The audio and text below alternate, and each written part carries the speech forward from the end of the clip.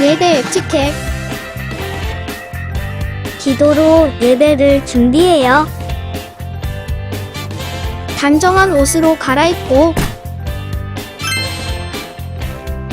성경책을 준비해요. 하나님께 드릴 헌금을 준비해요.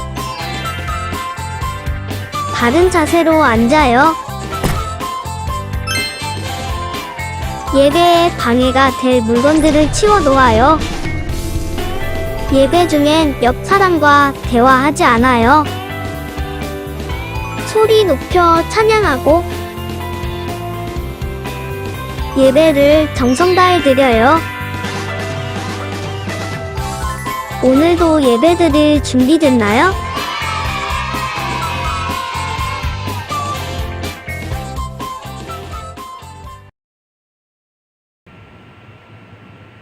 다 같이 묵상기도로 8월 넷째 주 주일 예배를 예수님의 이름으로 시작하도록 하겠습니다.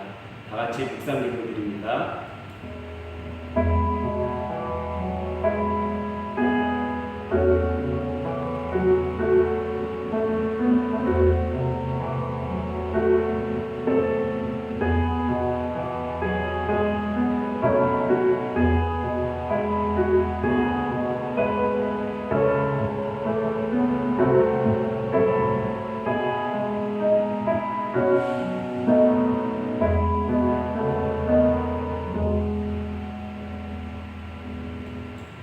하나님은 영이시니 예배하는 자가 영과 진리로 예배할지니라.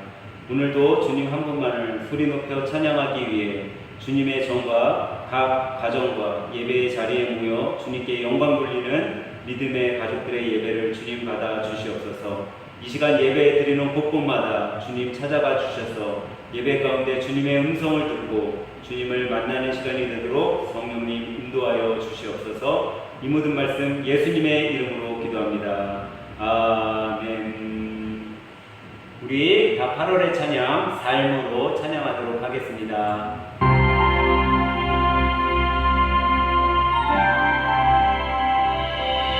세상의 문화, 세상의 명예,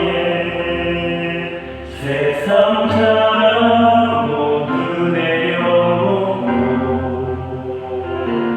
날 구한 십자가 날 씻긴 보혈 주의 은혜를 깊이 생각합니다.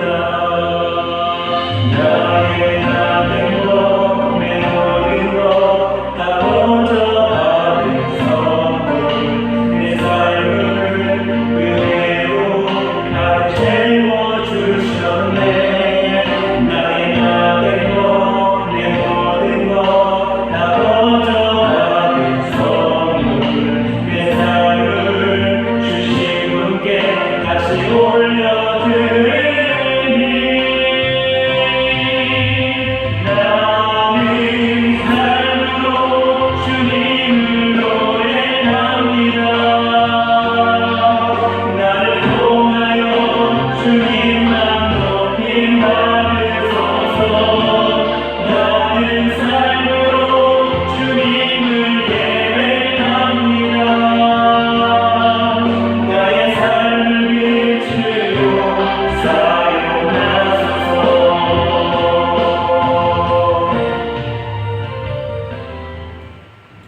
우리 다같이 찬송가도의 교독문 114번 이웃사랑 교독문을 교독으로 공독하도록 하겠습니다. 교독문 114번 이웃사랑 교독문입니다. 제가 한 절, 여러분들이 한 절 교독으로 공독합니다.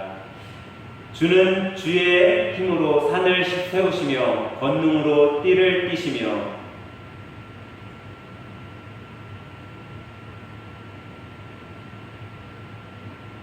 땅끝에 사는 자가 주의 징조를 두려워하나이다.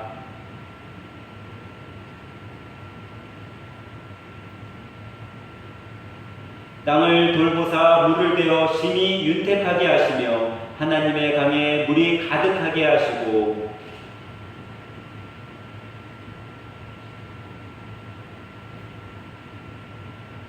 주께서 밭고랑에 물을 넉넉히 대사 그 일항을 평평하게 하시며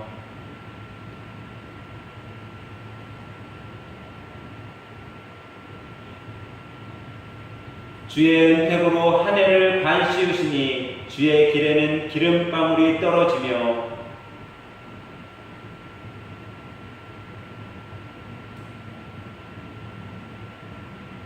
조장은 양떼로 옷 입었고 골짜기는 곡식으로 덮였음에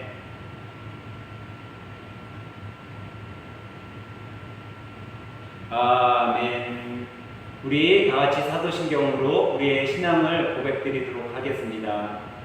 전능하사 천지를 만드신 하나님 아버지를 내가 믿사오며 그 외아들 우리 주 예수 그리스도를 믿사오니 이는 성령으로 잉태하사 동정녀 마리아에게 나시고 본디오 빌라도에게 고난을 받으사 십자가에 못 박혀 죽으시고 장사한 지 사흘 만에 죽은 자 가운데서 다시 살아나시며 하늘에 오르사 전능하신 하나님 우편에 앉아 계시다가 저희로서 산 자와 죽은 자를 심판하러 오시리라.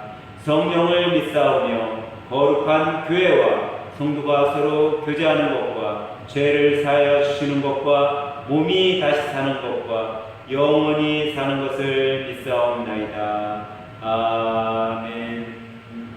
우리 다같이 찬송가 486장을 찬양하도록 합니다.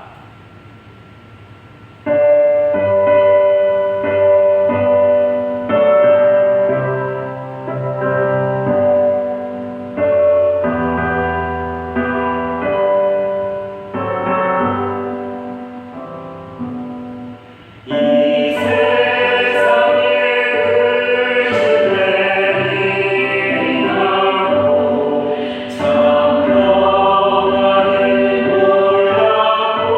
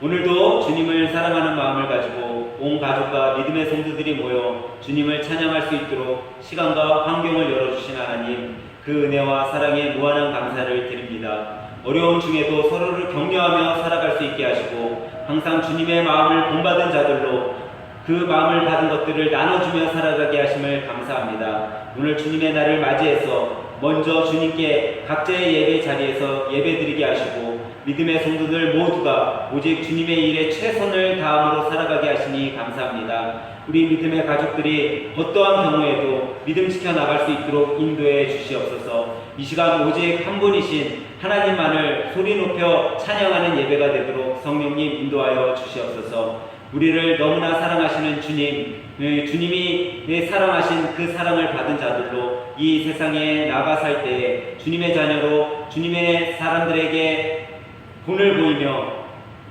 살아가게 인도하여 주시고 세상에 신경 쓰고 사람들의 시선에 나약해져 주님이 주신 말씀을 잊고 나의 욕심대로 살아가지 않도록 주님 힘을 주시옵소서. 지난 일주일 동안 나의 이기적인 마음과 이기적인 모습으로 살아간 삶이 있다면 이 시간 주님 앞에 내려놓으니 주님의 보혈로 우리의 죄를 용서하여 주시고 깨끗게 씻어 주시옵소서. 이 시간 각자의 자리에서 온 마음과 정성을 다해 주님께 예배드릴 때에 주님 영광 받으시고 우리 모두에게는 복된 시간이 되도록 인도하여 주시옵소서. 또한 예배를 드리는 우리 모두가 주님의 산 제물이 되게 인도하여 주시고 우리가 산 제물로 주님 앞에 예배 드릴 때에 주님께서 이 시간 가운데 우리들에게는 크신 은혜를 허락하여 주시옵소서. 오늘도 오직 이 시간 하나님의 말씀이 온전히 선포되게 하셔서 그 말씀을 전하는 자나 듣는 자 모두가 말씀으로 힘입어 낙심하고 주저앉았던 삶에서 다시금 일어설 수 있는 용기와 힘이 되는 말씀으로 우리를 덧입혀 주시옵소서. 오늘도 우리의 마음과 정성과 뜻을 모아 오직 주님만을 기쁘시게 해드리는 예배가 되길 원하오며 이 모든 말씀 우리에게서 참 자유와 격려의 에너지를 오늘도 우리들에게 내려주시는 예수님의 이름으로 감사하며 기도하옵나이다. 아멘. 오늘 이 아침에 함께 은혜 받으실 말씀은 신약성경 히브리서 10장 21절부터 25절에 있는 말씀입니다. 오늘은 제가 봉독해 드리도록 하겠습니다. 또 하나님의 집 다스리는 큰 제사장이 계심에 우리가 마음의 뿌림을 받아 악한 양심으로부터 벗어나고 몸은 맑은 물로 씻음을 받았으니 참 마음과 온전한 믿음으로 하나님께 나아가자. 또 약속하신 이는 이쁘시니 우리가 믿는 도리의 소망을 움직이지 말며 굳게 잡고 서로 돌아보아 사랑과 선행을 격려하며 모이기를 패하는 어떤 사람들의 습관과 같이 하지 말고 오직 권하여 그날이 가까움을 볼수록 더욱 그리하자. 아멘. 할렐루야. 우리 옆에 가족분들과 오늘은 이렇게 인사하도록 합니다. 격려하며 살아요 하고 인사하도록 합니다. 격려하며 살아요. 오늘 예배를 드리시는 우리 믿음의 하늘생 가족 여러분, 또 함께 예배 드리는 성도 여러분, 우리는 우리의 삶 가운데 서로를 격려하며 살아갈 수 있는 믿음의 성도들이 되시길 주님의 이름으로 간절히 부탁드립니다. 지난 6월 8일 만취 상태로 중앙선을 역주행하고 운전하던 택시를 뒤어받고 도주하는 사건이 있었습니다. 근데 한 시민이 그 만취 상태의 차를 끝까지 쫓아가서 잡은 것에 대해서 착한 시민상을 주고 또 시민경찰로 임명하는 등 격려와 포상을 인천 경찰서에서 진행했습니다. 요즘 들어 인천경찰서뿐만 아니라 수많은 경찰관들이 또 경찰서들이 어떤 불법을 저지르는 것에 대해서 나서서 시민들이 함께 도와주고 또 뜻깊은 일들을 하는 것에 대해서 격려와 표창을 하는 것을 볼 수 있습니다. 근데 여러분, 왜 이런 참다운 신고를 하거나 어려운 일을 이렇게 도왔을 경우 이렇게 경찰서에서 표창을 하고 또 격려를 할까요? 그것은 아마도 격려의 힘이 더 위대한 일들을 만들어내기 때문이 아닌가 생각해 봅니다. 사실 요즘 우리가 사는 시대에는 어려운 일들이 처해 있거나 어려운 일을 당하는 사람을 쉽게 도와주지 못하는 모습을 볼 수 있습니다. 왜냐하면 혹시 그 일에 휘말려서 내가 피해보지는 않을까, 또 어려운 사람을 이렇게 돕다가 또 나도 어려운 일을 당하지 않을까, 이런 염려와 걱정 때문에 쉽게 누군가를 돕는다는 것은 힘들어진 것이 이번 시대의 실상입니다. 사실 돕기 힘들죠. 이런 우리 사회에 격려라는 것이 있기 때문에 그나마 그런 상황 속에서도 용기를 내는 시민들이 있는 것 같습니다. 다시 말해서 이 격려가 힘을 주고 어떻게 보면 내가 하지 못했었던 일들을 할 수 있는 능력을 또 제공해 주는 것 같습니다. 예전에 손석희 아나운서가 뉴스룸을 이렇게 진행했을 때 그 뉴스가 마칠 때 맨 마지막에 클로징 멘트로 했던 문구가 있습니다. 그것이 뭐냐면 저희는 내일도 최선을 다하겠습니다 라는 멘트였습니다. 어떻게 보면 아주 짧은 문구지만 이 문구가 저에게는 많은 도전을 줬습니다. 저뿐만 아니라 당시 이 뉴스룸에서 클로징 멘트를 들은 이 문구를 듣고 많은 사람들이 귀감이 됐던 것이 사실입니다. 과연 이 문구가, 내가 이 문구를 들었을 때 나는 어떤 생각을 하게 되었냐면요, 그런 생각을 하게 됐습니다. 과연 나는 목사로서 지금 내 삶에 최선을 다하고 있는가? 아니면 나는 한 가정의 자녀로서 지금 내가 최선의 삶을 살아가고 있는가를 이렇게 되돌아보게 되었습니다. 사실 이 문구는 그냥 일반 직장 생활을 하는 사람, 어떻게 보면 일반 시대, 이 시대를 살아가는 일반인이 한 이야기일 수도 있습니다. 그런 모습 속에 제가 그런 생각을 하게 된 거죠. 야, 일반 사람도 이렇게 자신의 일에 최선을 다하겠다고 다짐을 하는데 나는 과연 주님의 일을 한다고 하면서 내가 최선을 다하고 있는가 라는 생각을 해보게 되었습니다. 그리고 그 문구가 나의 삶에는 큰 도전이 되었던 것이 사실입니다. 아마도 이 뉴스룸에서 손석희 앵커가 이 문구를 한 이유는 방송을 시청하는 사람들 뿐만 아니라 그 뉴스를 진행하는 기자들, 또 뉴스 관계자들을 독려하기 위한 하나의 문구로 썼을지도 모릅니다. 사실 어떻게 보면 최선을 다하겠다라는 말은 지극히 형식적인 말일 수도 있습니다. 그리고 또 진부하게 느껴지는 그런 단어일지도 모릅니다. 금전적으로 어떤 명예를 얻기 위해서 최선을 다하거나 아니면 자기가 최선을 다했기 때문에 그 최선을 다함으로 인해서 어떤 이득을 얻게 된다면 아마 사람들 대부분은 자기의 이득을 위해서라도 또 아니면 자기의 어떤 명성과 높은 위치에 올라가기 위해서라도 최선을 다할 것입니다. 그것은 당연한 일일 것입니다. 이 최선, 국어사전에서는 이 최선을 가장 좋고 훌륭함이나 그런 일이라고 쓰기도 하고 또 다른 하나로는 온 정성과 또 온 힘을 다하는 것이라고 쓰여 있습니다. 어떻게 보면 이 최선이라는 것이 가장 좋고 훌륭함이라는 뜻이나 온 정성을 다함이라는 뜻이 비슷한 것 같기도 하지만 상반된 뜻을 갖고 있는 것 같기도 합니다. 근데 오늘날 우리가 최선을 다한다라고 할 때는 아마도 온 정성을 다하는 의미로 많이들 사용하고 있을 겁니다. 그래서 그런지 이게 이 뉴스에 나온 이 문구가 사람들이 들었을 때는 그런 생각을 많이 했을 것 같습니다. 저 사람들이 비록 부족한 부분이 있지만 뉴스 진행에 있어서 어려움이 있을 수 있지만 그래도 최선을 다하고 있구나. 그들이 연약한 중에도 더 좋은 뉴스를 만들기 위해서 최선을 다하고 있구나 하는 생각을 하게 만드는 멘트였던 것 같습니다.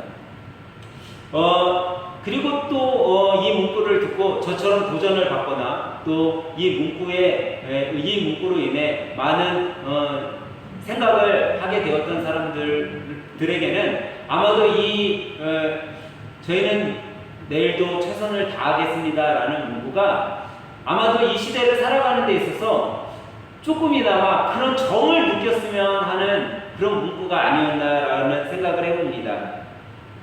어떤 따뜻한 인간적인 말, 아니면 어떤 따뜻한 인간적인 손길, 그런 정을 이 시대는 느끼고 싶어하는 사람들이 너무나 많은데 이런 말을 해주는 곳이 없었기에 우리가 아마도 이 문구가 더 마음에 와닿는지도 모릅니다. 현 시대의 많은 사람들은 격려와 위로 또 칭찬에 목말라 있습니다. 또 그런 위로의 말을 들어볼 수 있는 곳조차 없습니다. 어떤 사교 모임이나 어떤 단체에 가도 헐뜯는 말, 또 언성이 높아지는 말이 대부분이지 서로가 서로에게 격려하고 위로하고 칭찬하는 그런 곳은 보기 힘든 실정이 현 시대입니다. 그래서 그런지 아마도 이런 위로와 사랑과 칭찬을 위해 존재한 곳이 있다면 우리 교회가 아닌가 생각됩니다. 하나님께서 교회를 격려와 위로와 칭찬과 사랑이 넘쳐나는 곳으로 세워주시고 그런 일에 쓰임받으라고 우리들에게 일깨움을 주시고 있지는 않나 오늘은 한번 되돌아보게 됩니다. 그렇습니다, 여러분. 교회는 서로가 서로를 격려하는 곳입니다. 그리고 서로가 서로에게 힘이 되어주는 곳이 교회입니다. 교회는 어떻게 보면 예배당이 될 수도 있습니다. 또 교회는 지금 여러분과 제가 각 처소에서 예배드리고 있는 그 자리가 교회일 수도 있습니다. 또 교회는 여러분과 저 자신이 교회가 될 수 있습니다. 그렇기 때문에 우리 믿음의 사람들이라면 우리가 있는 곳 어느 곳에서나 이 격려가 넘쳐나야 된다라는 거예요. 격려와 사랑과 칭찬과 위로가 넘쳐나야 된다라는 거죠. 여러분은 그럼 각자 교회로서 과연 어떤 대화를 주고받고 살아갑니까? 여러분이 가는 곳에 어떤 대화들이 일어나고 있습니까? 어떤 대화를 하고 있습니까? 아름다운 대화, 격려의 대화를 하고 있습니까? 아니면 시기와 질투, 또 아니면 싸움을 유발하는 대화를 하고 있습니까? 우리는 인간관계 속에서 해야 되는 아름다운 대화도 있지만 피해야 될 악한 대화도 있습니다. 우리는 꼭 인간관계 속에 피해야 될 몇 가지 대화들이 있는데 오늘은 여러분들께 우리가 인간관계 속에서 좀 피해야 할 대화들 몇 가지를 좀 먼저 소개해 드리려고 합니다. 인간관계 속에 우리가 꼭 피해야 될 대화 중에 첫 번째는 격렬한 화약과 같은 말을 해서는 안 된다는 겁니다.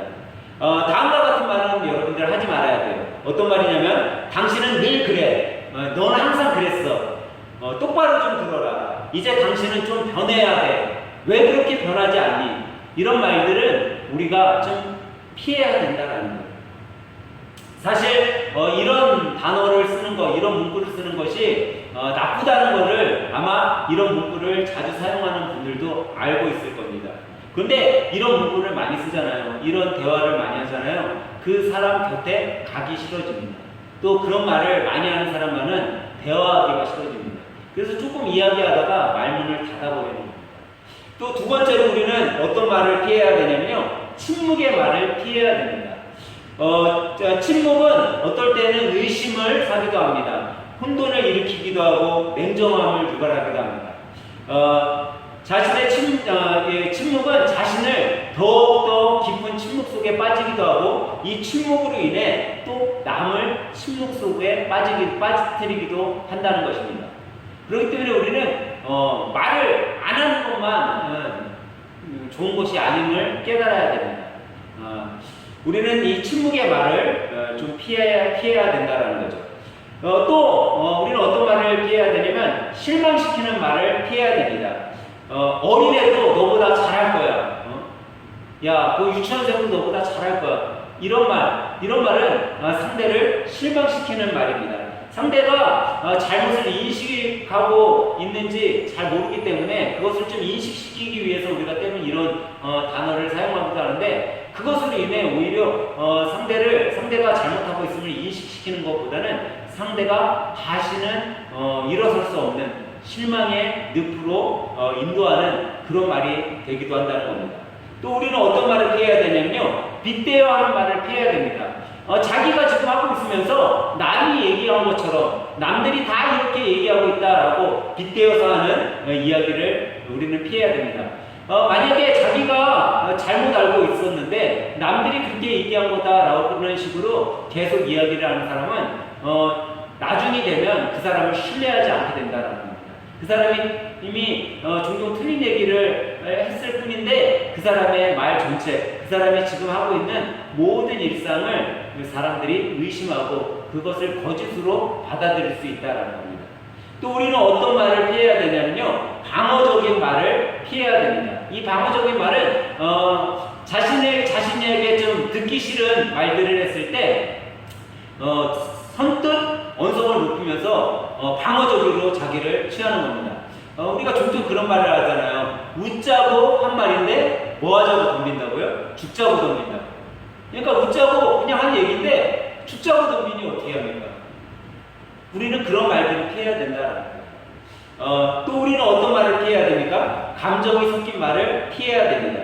큰 소리, 화난 소리, 격렬한 소리, 극적인 소리, 이런 언성이 높은 말들은 우리가 피해야 됩니다. 언성이 높아지면요, 싸움을 유발하기 때문입니다. 또 우리는 어떤 말을 피해야 됩니까? 너무나 많은 말을 피해야 됩니다. 여러분, 사람들 중에 말이 많은 사람들이 있습니다. 근데 여러분, 이 사람들이 왜 말이 많은 줄 아세요? 그거는요, 다른 사람을 좀 지배하고 싶은 생각이 있기 때문에 말이 많아지는 겁니다. 다른 사람들에게 인정받고 싶기 때문에 말이 많아집니다. 또 자신의 감정을 잘 조절하지 못하기 때문에 말이 많아지는 겁니다. 그렇기 때문에 우리는요, 너무 많은 말을 하지 않도록 피해야 됩니다. 사실 이 7가지의 이런 유형 말고도 많은 우리가 좀 조절해야 될 말들, 피해야 될 말들이 많이 있습니다. 뭐 미덥지 못한 말들, 또 분별 없는 말, 경청하지 못하는 말들, 이런 말들을 우리가 피해야 되는데, 오늘 예배를 드리시는 여러분과 저는 이 나쁜 말들, 과연 지금 제가 7가지를 설명해 드리고 몇 가지를 더 얘기해 드렸는데, 과연 여러분과 저는 피해야 되는 말 중에 어떤 말들을 사용하고 있는지 한번 생각해 보시고, 이 쓰지 말아야 될 말들에 대해서 내가 쓰고 있다면 오늘부로 한번 그런 말들을 사용하지 않도록 노력해 보시기 바랍니다. 내가 목소리가 좀 크다던가, 아니면 말이 많다던가, 아니면 감정 섞인 말을 하고 남을 좀 비방하는 말을 했던 적이 있다면 오늘부로 그것을 좀 내려놓고 상대를 좀 높이며 경청할 수 있는 그런 좋은 말, 아름다운 말을 사용했으면 좋겠습니다. 이런 아름다운 말을 사용하는 것이 여러분 수준이 더 높은 겁니다. 더 높은 고차원적인 단어, 대화를 하는 겁니다. 그러기에 성도의 교제, 또 성도들 간의 대화는요, 좀 수준 높은 대화를 해야 돼요. 오늘 본문 말씀은 그 수준 높은 대화들 중에 격려하는 말에 대해서 이야기해주고 있습니다. 그래서 우리는 대화 속에 격려의 말이 있어야 되고, 위로의 말, 사랑의 말이 있어야 됩니다. 오늘 본문은 우리에게 우리의 삶 속에서, 우리의 대화 속에서 격려, 위로, 칭찬, 이런 말이 얼마나 큰 힘이 있고, 또 이런 말을 우리가 삶 속에서 해야 됨을 일깨워주고 있습니다. 사실 격려라는 단어는요, 국어사전에 찾아보면 이렇게 나와 있습니다. 격려는 용기나 의욕이 솟아나도록 복두어 줌이라고 되어 있습니다. 그런데 오늘 본문에 나오는 이 격려라는 단어는요, 사실 용기나 어떤 의욕을 이렇게 북돋워 주는 의미로 사용된 것이 아니라, 오늘 본문은 이 격려가 어떤 의미를 갖고 있냐면 초조하게 한다, 또 논쟁을 격발시킨다라는 의미의 헬라어로 사용되고 있습니다. 그러니까 오늘 본문에 나온 격려는요, 적극적으로 뭔가를 행할 수 있게 한다라는 거예요. 상대가 적극적으로 어떤 일을 하도록 돕는 거라는 거죠.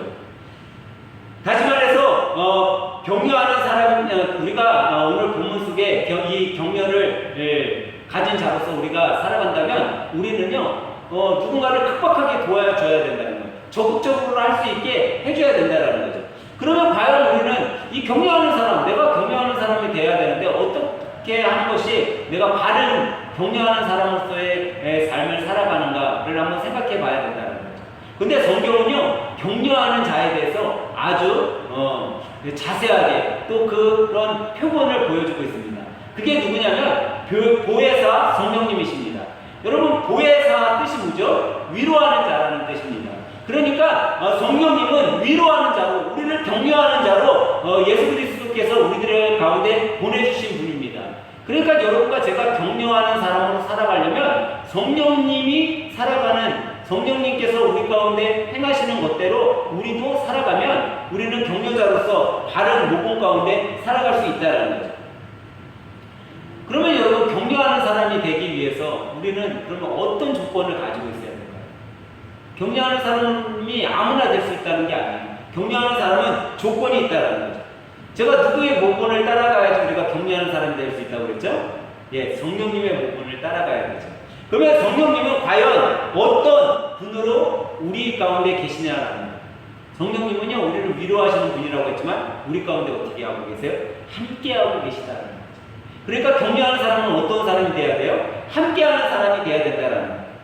삶 속에 어려움이 있고 슬픔이 있고 억울함을 당하는 그 사람들과 함께할 수 있는 여러분과 제가 격려하는 사람이라는 거예요.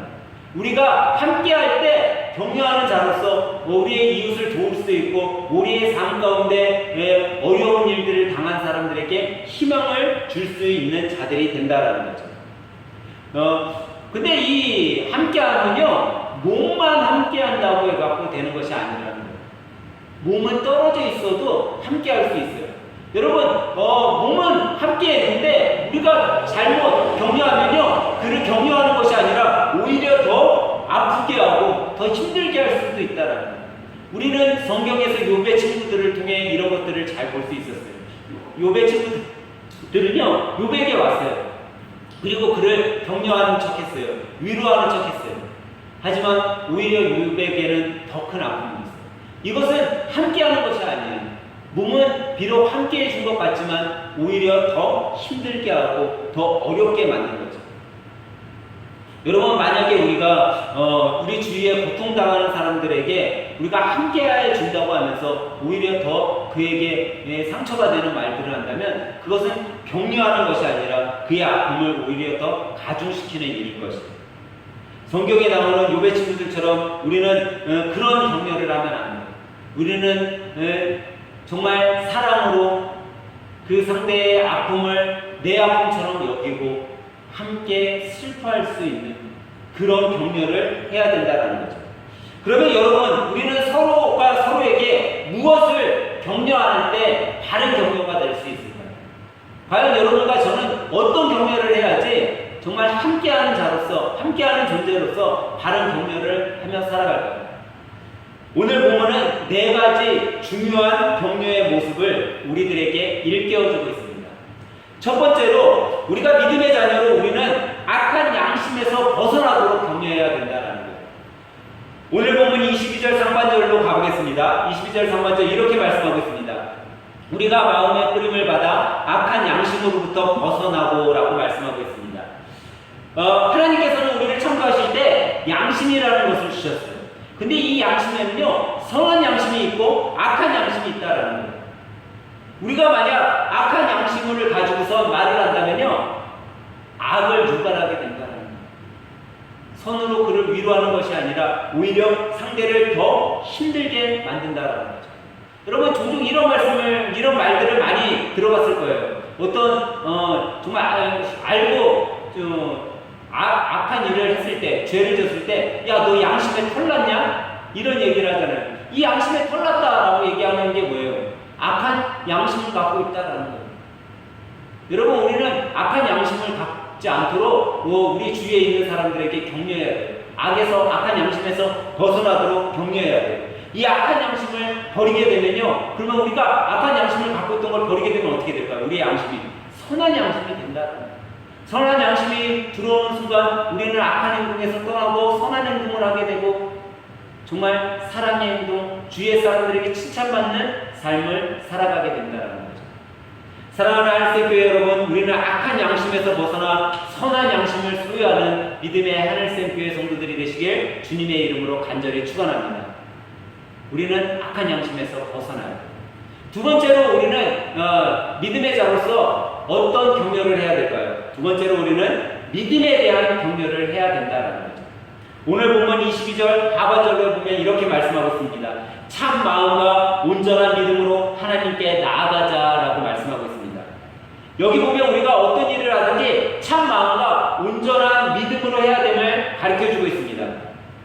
하나님께 나아가는 자, 주님을 믿고 예수 그리스도를 나의 하나님으로 고백하는 하나님의 자녀들이 만약에 삶 가운데는 온전한 마음과 또 온전한 믿음으로 하지 않고 그냥 자기 안에 생각되는 대로 행동하고 자기 마음에 내키는 대로 행한다면 그것은 온전히 주님을 섬기는 믿음의 자녀라고 할 수 없다라는 거예요.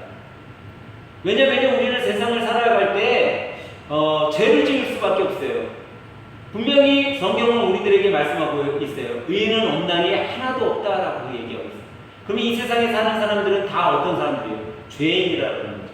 우리 본성은 죄로 가득 차 있어요. 그렇기 때문에 우리는요, 날마다 죽지 않고서는 우리는 악을 행할 수밖에 없는 거죠.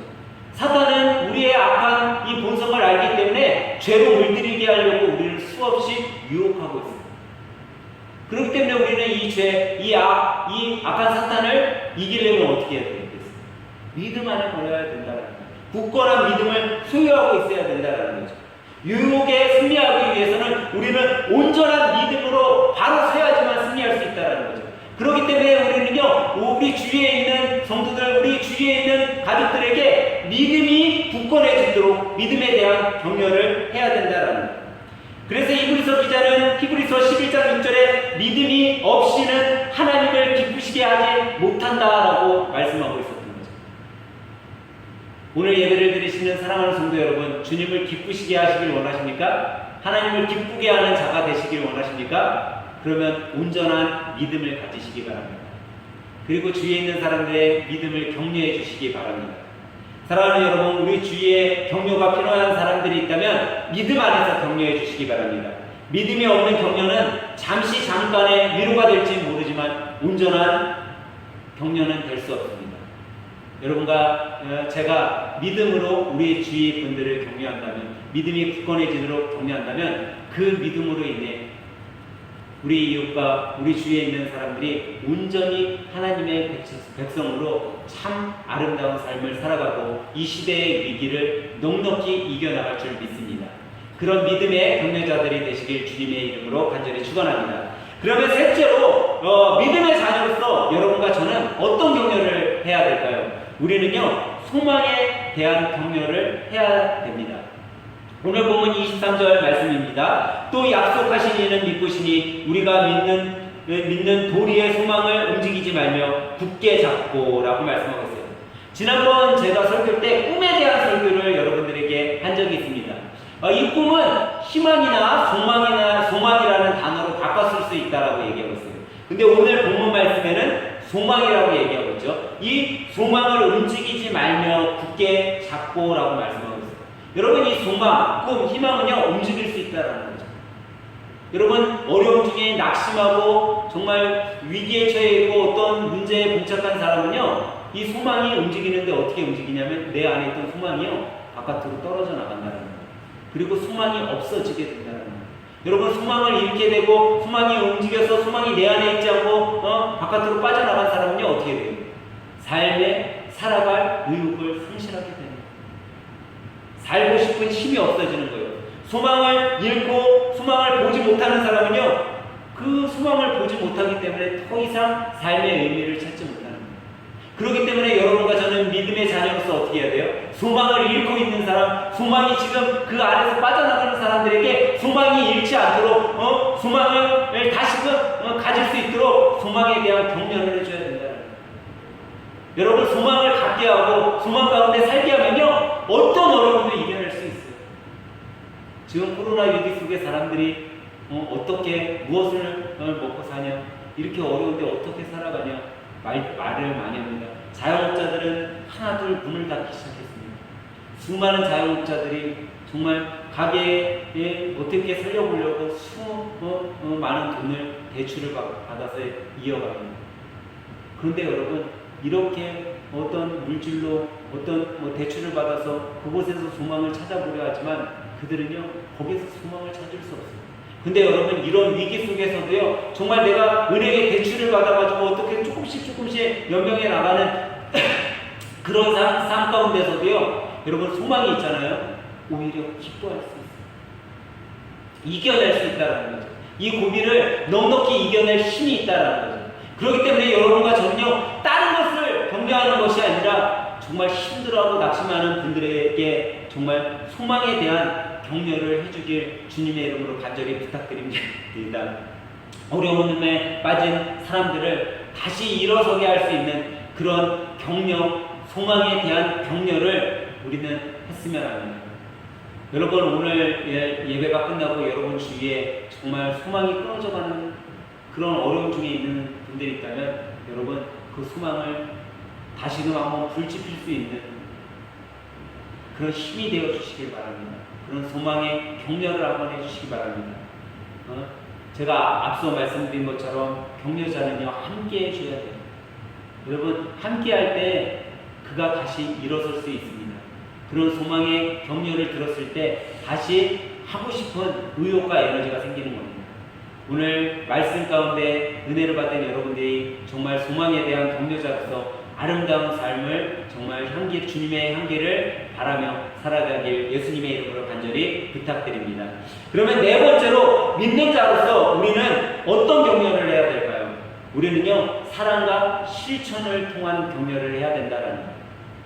본문 24절은 이렇게 말씀하고 있습니다. 서로 돌아보아 사랑과 선행을 격려하며 라고 말씀하고 있습니다. 여기 보면 서로 돌아보아야 한다고 말씀하고 있습니다. 어느 한 사람만 돌아보라는 것이 아니라 서로가 서로를 돌아봐야 된다는 거예요. 수많은 사람들이 돌아봐야 된다는 거예요. 나만 누구를 돌아보는 것이 아니라 옆에 있는 사람도 돌아보고 나에게 격려를 받은 사람도 또 다른 사람들을 돌아봐야 된다는 거죠. 그런데 서로가 서로로 돌아보는 것에만 축점되어 있는 것이 아니라 거기에 그 서로를 돌아보아야 된다라는 말씀 다음에 무엇이 있다라고 그러죠? 사랑과 선행으로 격려해야 된다라고 얘기해요. 그러니까요, 여러분, 서로 돌아보는 거에는 사랑이 따라와야 된다라는 거예요. 사랑이 따라오지 않은 돌아보면요, 어떻게 보면 영혼 없는 대답이라고 할 수 있어요. 종종 우리가 어떤 것 프로들을 이렇게 보면, 야, 너 영혼 없는 대답을 하냐? 이렇게 얘기해요. 영혼 없는 대답이 뭐죠?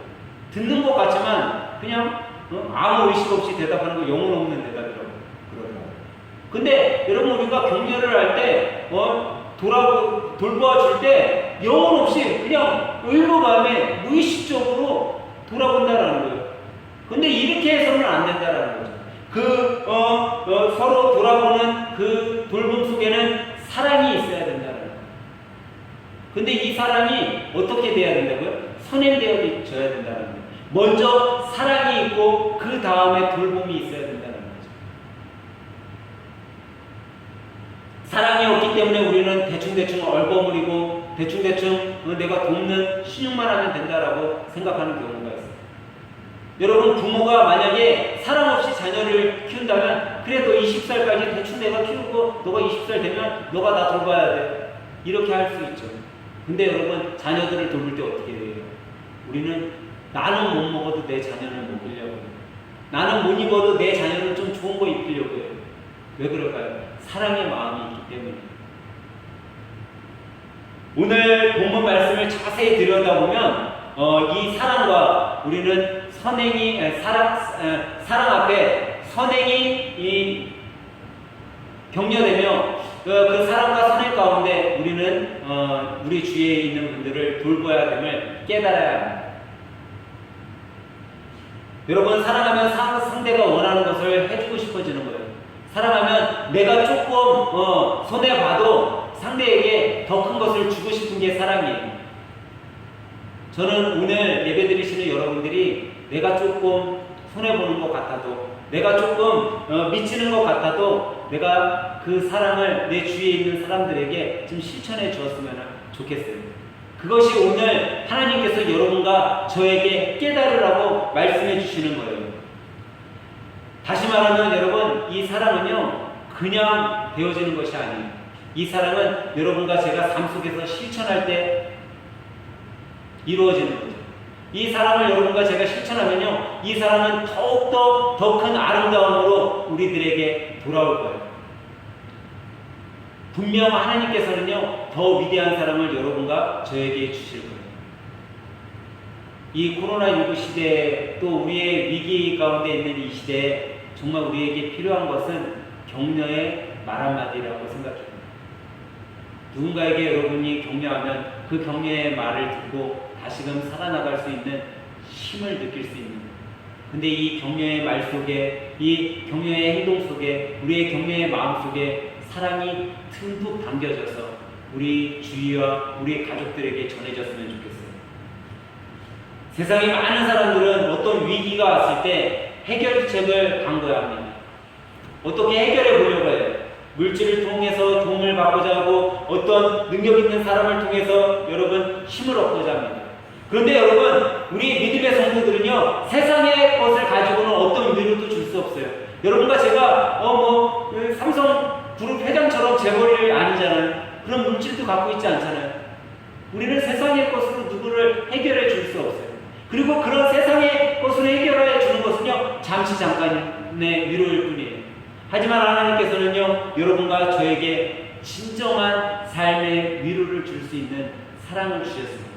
그 사랑을 받은 자로서 여러분 사랑 안에서 우리 주위에 있는 사람들을 돌보며 격려해 주길 주님의 이름으로 간절히 부탁드립니다. 말씀을 정리하려고 합니다. 사랑하는 여러분, 우리는 믿음의 자녀로 우리 주위에 있는 가족과 이웃들에게 악한 양심에서 벗어나도록 우리는 격려해 줘야 돼요. 그들이 선한 가운데 거할 수 있게 우리는 격려해야 돼요. 또 주님 안에서 살아가도록 여러분 전도하고 그들의 믿음을 격려해 줘야 돼요. 여러분, 이 비대면 예배가요 어떻게 보면 우리의 믿음을 자꾸만 무너뜨리고 있습니다. 사실 교회에 참석하던 많은 성도들의 숫자들이 지금은 반 이상 떨어져 나갔다고들 얘기해요. 정말 위기에 봉착돼 있죠. 우리는 이 어려움 중에 믿음으로 우리 믿음의 성도들을 격려해야 되고, 믿지 않는 사람들을 전도해야 된다는 거죠. 또 우리는 낙심하고 좌절하고 삶에 힘들어 있는 분들에게 소망이 잃지 않도록 소망에 대한 격려를 해줘야 돼요. 그들이 소망 가운데 다시금 일어설 수 있게 도와줘야 돼요. 그러기 위해서는요 우리는 그들을 사랑 가운데, 선행 가운데 그들을 돌봄으로 그들을 격려해야 된다는 거죠. 오늘 주님께 강 예배의 자리에서 예배드리고 있는 여러분들, 참 마음과 온전한 믿음 속에 서로를 돌아보아 사랑과 실천으로 서로를 격려하는 믿음의 사람들이 되시길 간절히 소망합니다.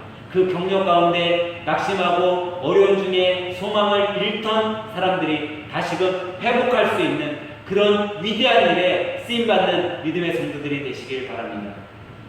이번 한 주도 정말 그 사랑의 격려를 실천함으로써 삶 속에서도 승리하고 주님께서 주시는 더 큰 복된 사랑을 누리고 또 경험하며 이 한 주간을 승리의 삶으로 보내시길 예수님의 이름으로 간절히 축원합니다. 기도하겠습니다. 하나님 감사합니다. 하나님, 우리 하늘생교회 모든 성도 한 사람 한 사람이 그리스도의 자녀로 서로를 격려하고 믿음 안에서 살아가게 하시니 감사합니다. 주님의 지체로서 어떤 곳에서든지 참 믿음과 소망 중에 낙심한 사람들에게 사랑의 격려를 하고 사랑의 선행을 실천함으로 살아갈 수 있는 믿음의 성도들이 되게 하여 주시옵소서. 한 주간도 주님 성령님 인도하여 주셔서 낙심보다는 소망을 누리며 살아갈 수 있도록 도와주시옵소서. 오늘도 좋은 말씀으로 우리 가운데 은혜 내려주신 주님을 찬양하며 예수님의 이름으로 기도합니다. 아멘. 우리 다같이 찬송가 408장 부르시면서 준비한 예물 주님 앞에 올려드리도록 하겠습니다.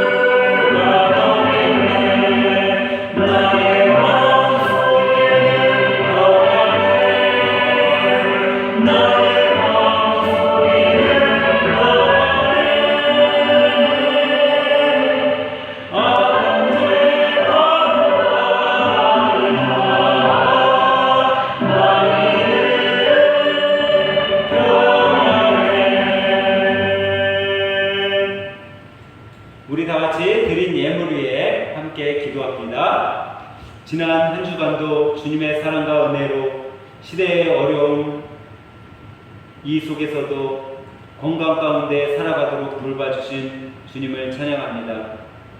이렇게 한 주의 시작인 주님의 날을 기억하며 다시금 주님 앞에 모여 예배드릴 수 있도록 인도해 주신 주님 감사합니다.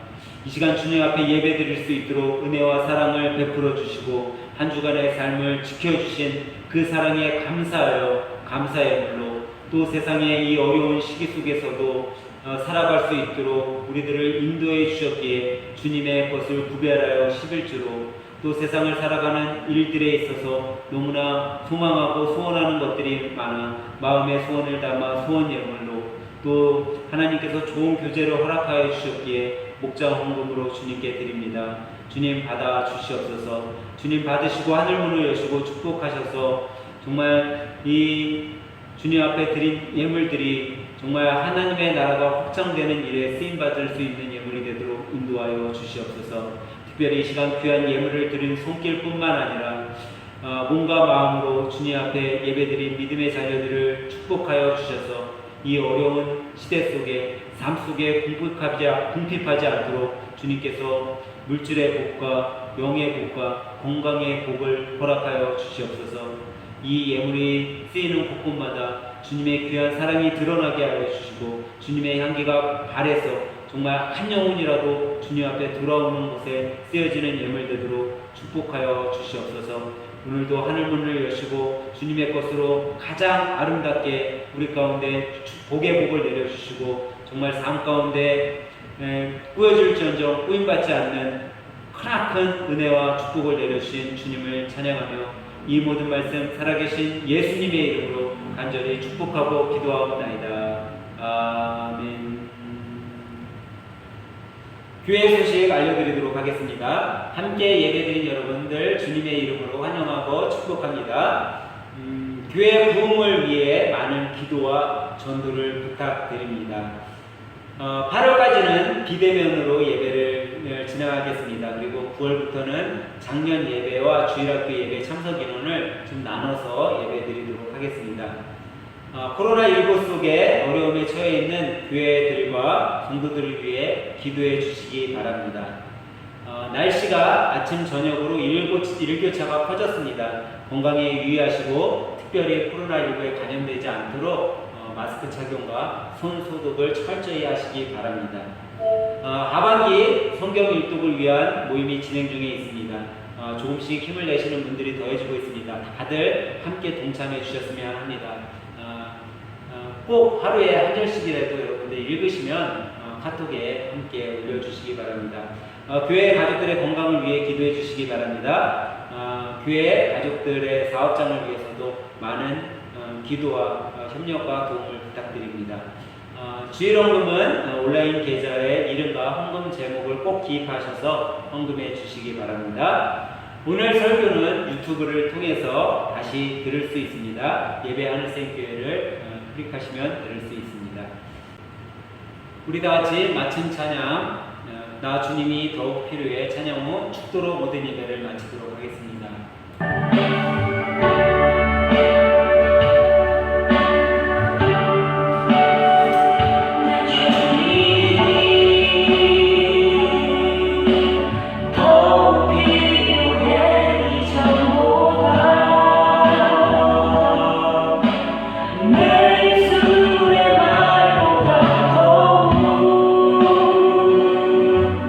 표현할 수 없는 주가 필요